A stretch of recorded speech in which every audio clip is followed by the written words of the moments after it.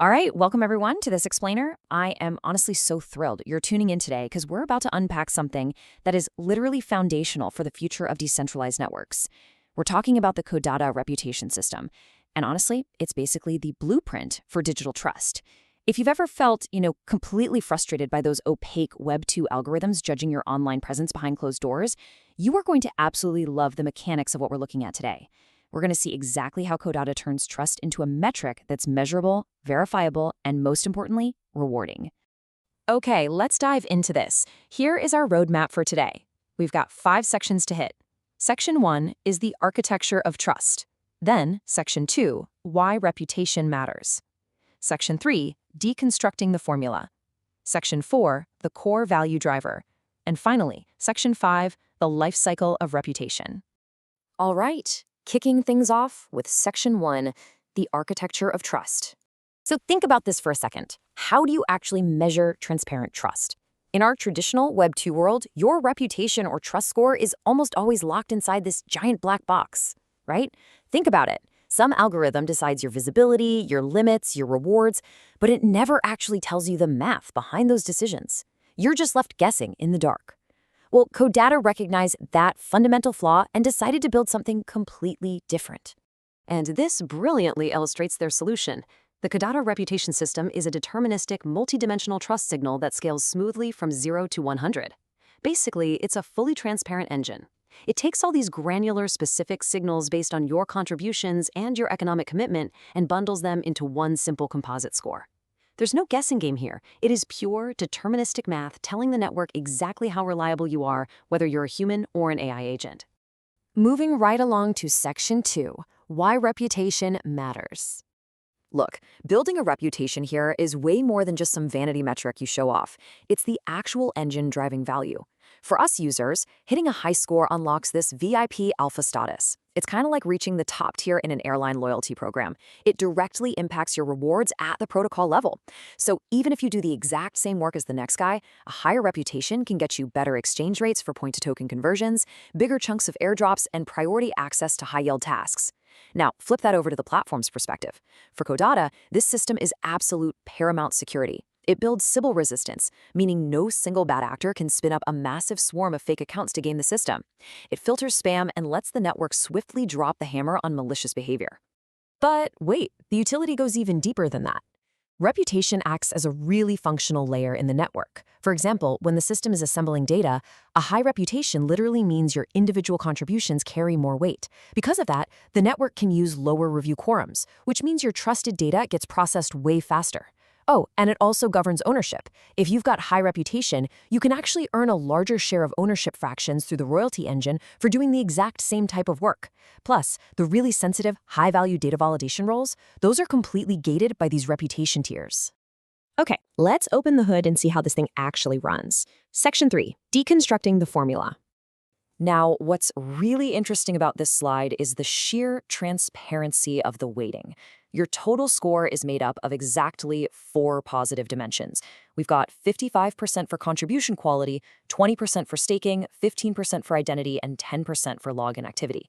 When you know the exact formula, you know exactly how to optimize your time in the network. Let's break these individual slices down. Let's tackle identity and login first, which together make up a quarter of your total score. The identity dimension, that's 15%, is all about verifying your humanity and reachability, so the network knows you aren't a bot farm. Right now, you get a maximum of 20 points here. You earn 5 points each just for binding your email, your X or Twitter account, Telegram, and Discord. Super simple. The remaining points are being held for future integrations. Then we have the login dimension at 10%. Codatta is basically rewarding your daily active usage habit here. This is calculated over a rolling 180-day window based on UTC time. If you just show up consistently, the subscore stays perfectly maxed out at 100. Then we have the staking dimension. This is 20% of your total score, and the magic number you need to remember here is 50,000. This is the part where Codatta lets users really put their money where their mouth is. By staking XNY tokens, you're proving your economic commitment to the whole ecosystem. Your reputation increases linearly based on what you stake. Specifically, every 2,500 X and Y adds 1 point to your final total reputation score. But there is a hard cap at 50,000 X and Y. You could totally stake more than 50,000 to show your incredible faith in the project, but it won't mathematically inflate your reputation score any further, which is great because it keeps the playing field totally balanced for everyone. All right, getting to the heavy hitter. Section 4, the core value driver.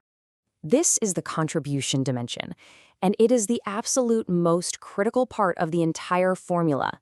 That massive 55% slice, it assesses the actual quality of the work you're putting in. But what's truly fascinating is how they calculate it. Codatta uses something called a Bayesian smooth average. If you know how IMDb rates movies, it's actually very similar to that. A brand new user doesn't just start at 0. They start with a neutral baseline subscore of 50. From there, if your contributions have a high adoption rate, it pushes you up toward 100.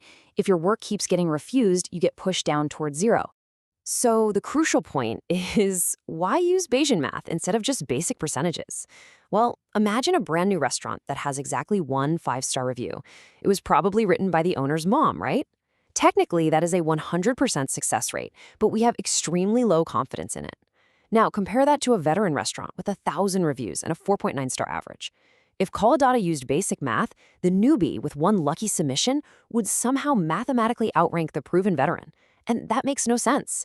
The Bayesian smooth average prevents this completely. It bakes in a confidence weight that requires you to have a solid volume of submissions before your score really moves away from that neutral baseline. It's just inherently fair. Now, we can't ignore the dark side of things, the penalties. Codatta calls this the hammer mechanism. To keep the platform safe, confirmed malicious intent, we're talking deliberate script attacks or trying to poison the data, triggers massive deductions. And to be clear, this isn't for a simple, honest mistake. It's for actual bad actors. It runs on a pretty brutal 3-strike rule. 1 strike causes significant damage to your reputation. But if you hit 3 strikes, boom, your malicious score hits 100, which mathematically wipes your total reputation score entirely to 0.